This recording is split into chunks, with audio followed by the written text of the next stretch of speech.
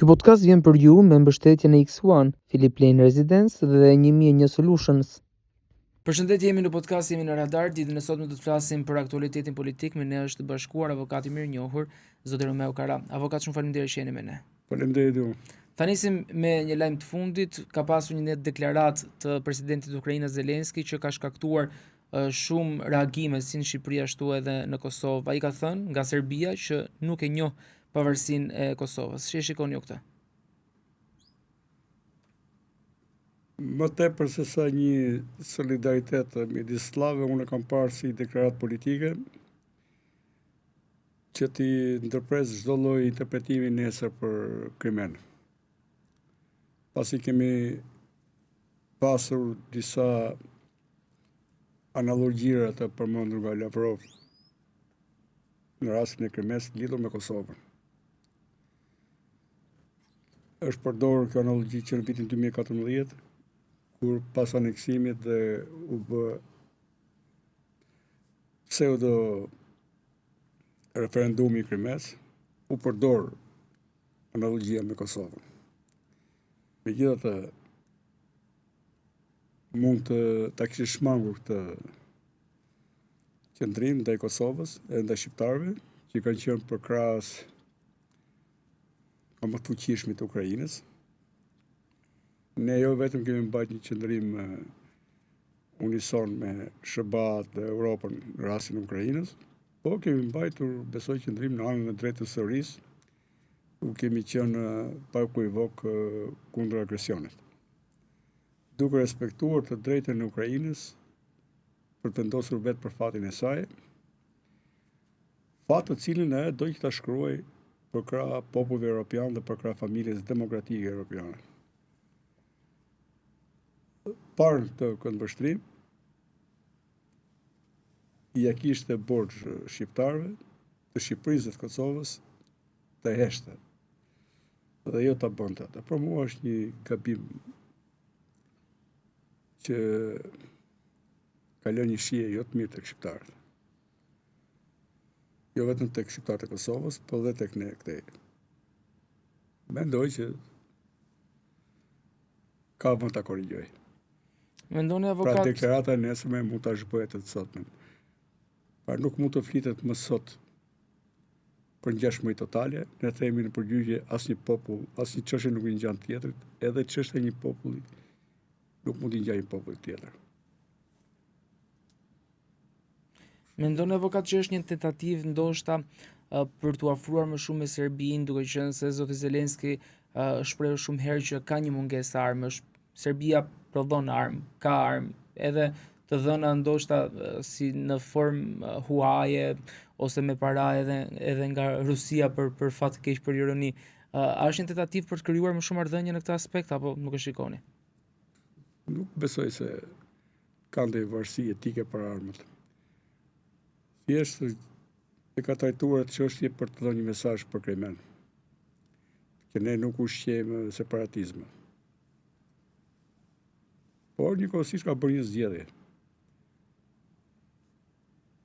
për t'i lënë kuptohet Serbisë që një Ukrainë e pavarur dhe fort në të ardhmen do të ketë njëjtën qasje, të njëjtën garanci për Serbinë, siç e jep edhe Rusia sot. Pra, Rusia ka dhënë një garanci që deri tani që ajo nuk do ta njohë Kosovën, do përkrahë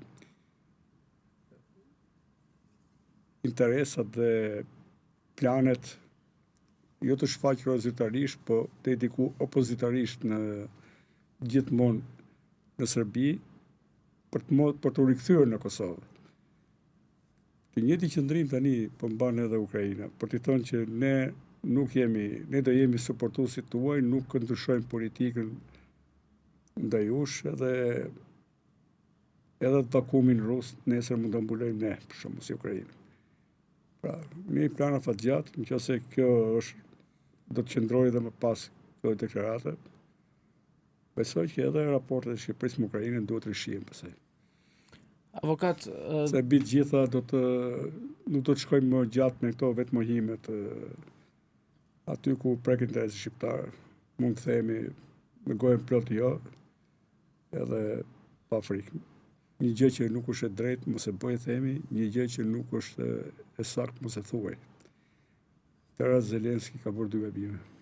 Në këtë vazhd, avokat, a mendoni që duhet heqë emri rrugës Ukraina këtu në Tiranë, njëjtë siç ndodhi dhe me flamurin Ukrainas në Kosovë, në shenjë solidariteti, në formë reagimi?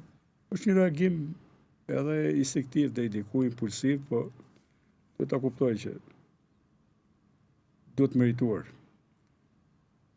Çdo përkrahje duhet merituar. Kemi vuajtur boll nga ato qëndrimet e dyfishta, ambiguitetet. Qofse Ukraina kërkon tjetër pavarur nga një popullsie tjetër slave, se edhe vetë janë slavë, me të njëjtën fe po thuaj, një pjesë tjetër e saj nuk e ka, po pjesa më e madhe dominohet nga ortodoksia dhe slavizmi. Çfarë i lidh shqiptarët në këtë botë kaq të lirë, që të organizata po dalin të lira, jo më pasaj etni të ndryshme, që të vazhdojnë edhe të jetojnë në sundimin, në përdhosjen e sllave të jugut. Kemi qenë në këtë viktimat pazarit të fuqive të mëdha, që nga vitet 1800 e këtej, kulmuan me vitet 13 dhe 20, por jemi tani, pavarësisht problemeve që kemi brenda vendit të tjerë, jemi sy hapur krahasim ato vite, nuk kemi popullsia me një analfabetizëm të frikshëm, nuk kemi më komplekse ka shithuajve dhe nuk mund të pranojmë të nëpërkohemi. I dim mirë të drejtat tona, dim mirë historinë tonë dhe është e papranueshme të qofësh më shqiptar si qytetar dorës dytë, jo vetëm në Ballkan, po edhe në Europë dhe në botë. Pra edhe kjo që bëjmë tani përballje bisedat që kemi, është të ngrem nivelin e politikës që të jetë aty ku duhet me nivelin e duhet të dinjitetit dhe respektit në botë. Pra të përfaqësohemi si shqiptar, si qytetar dorës parë. Nuk pranojmë më të jemi dorë dytë edhe anekse të Greqisa, qoftë Turqisa, që duhet ta trajtojmë si aleat dhe asgjë më tepër, e jo më të Serbisë diku tjetër. Ja. Ne duhet dim të jemi dinjitoz në marrëdhënie të vlerësuara maksimalisht në mënyrë reciproke, të gjitha palët.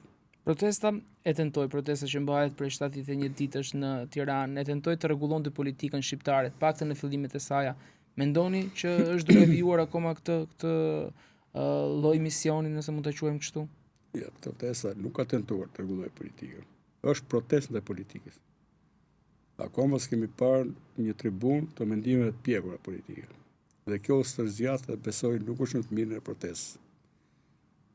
Ata që protesta ishte merite, po ta marrim me sarkazëm, po është e vërtet, arrogancës pafund qeveritare, që kulmoi më të rreqin zvardat grushin atje, e pam, merite daljes atij gjestit të atij akti në mediat sociale, po ata që janë atje, protest, vërdall kanë qenë gjithë kohë, s'kan të hequr mendjen deri dje.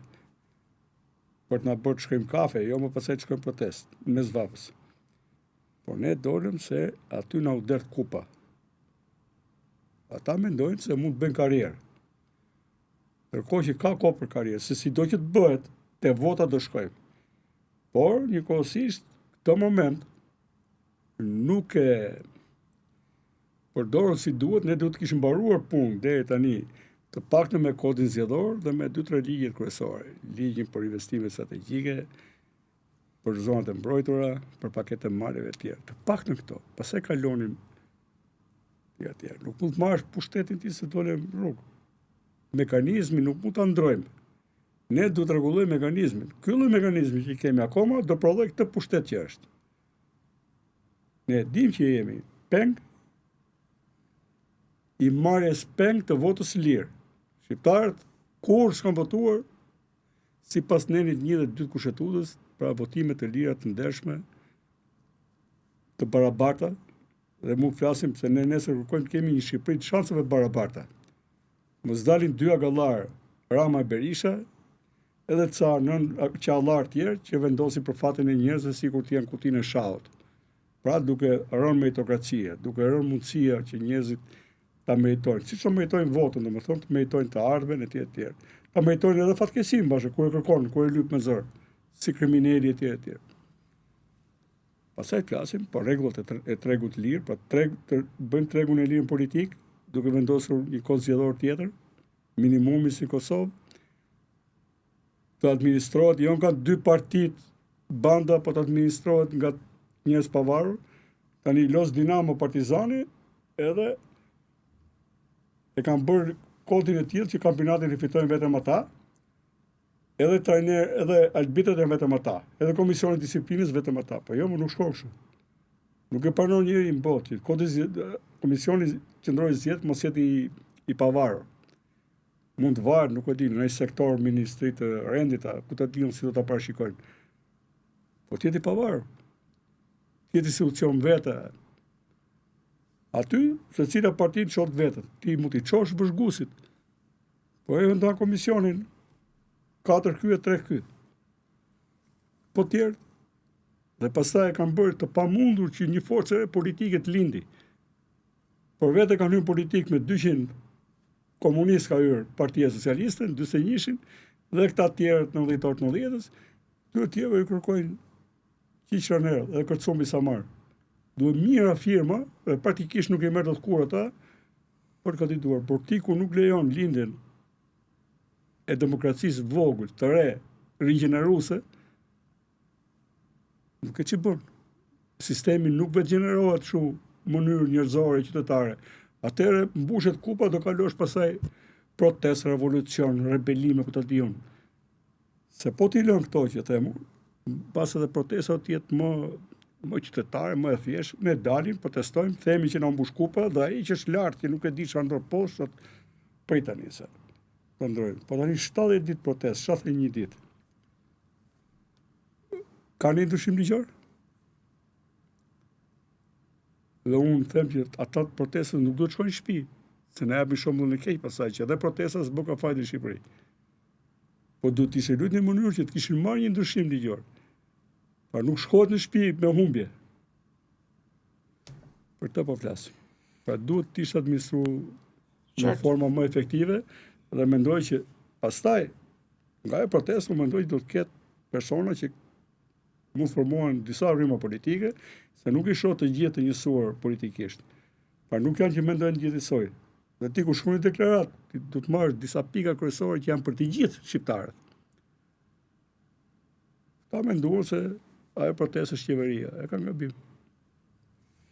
Avokat, kjo protestë është cilësuar të paktën nga disa analistë politikës, por jo vetëm, si një protestë që revoltën nuk e ka vetëm me qeverinë, por edhe me opozitën. Pse kjo urrëti ka qenë madhe edhe ndaj opozitës?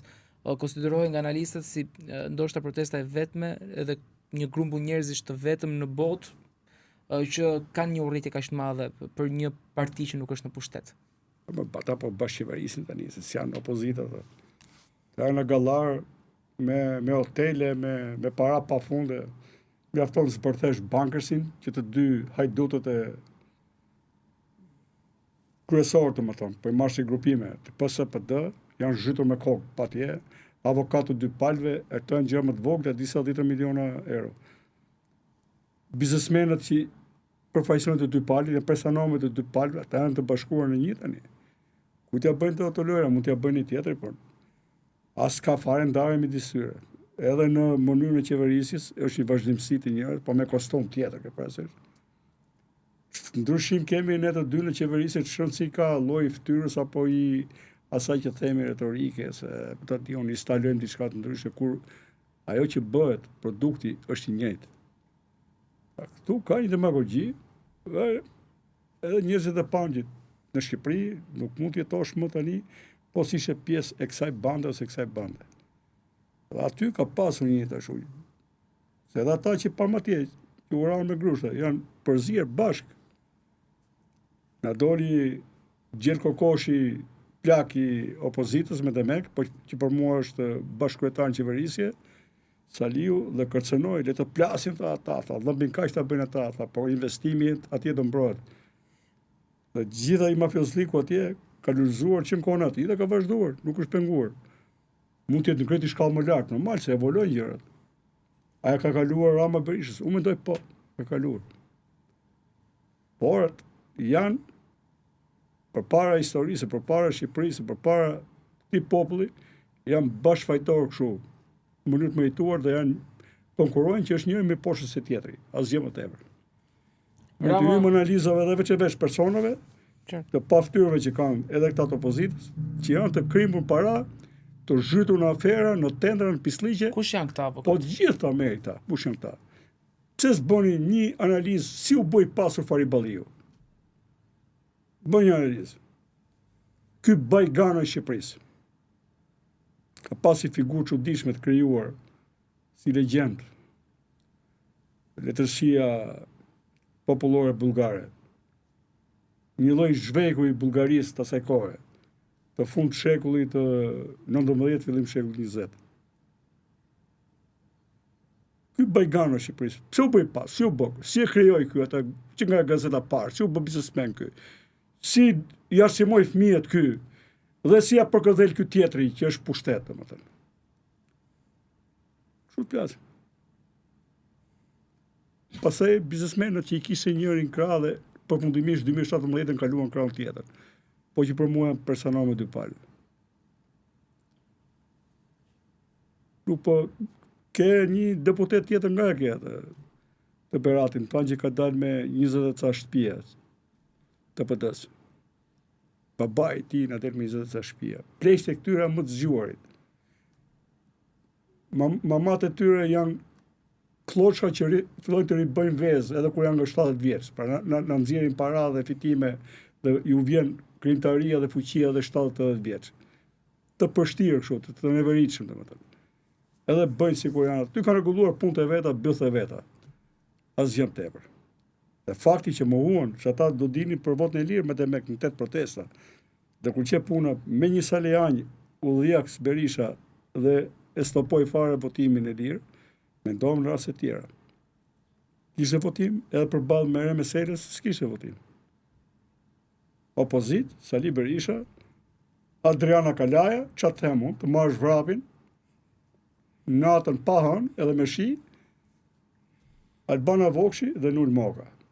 Kjo është opozita, që është stafi Berishës, edhe këta që kanë vjetë, që rinë aty dhe s'flasin. Dhe bëjnë trimin kundër njërit kur flet atje tribun, bëjnë shfaqje, se jashtë vazhdojnë dhe rregullojnë punët e tyre. Në mënyrë të sigurt.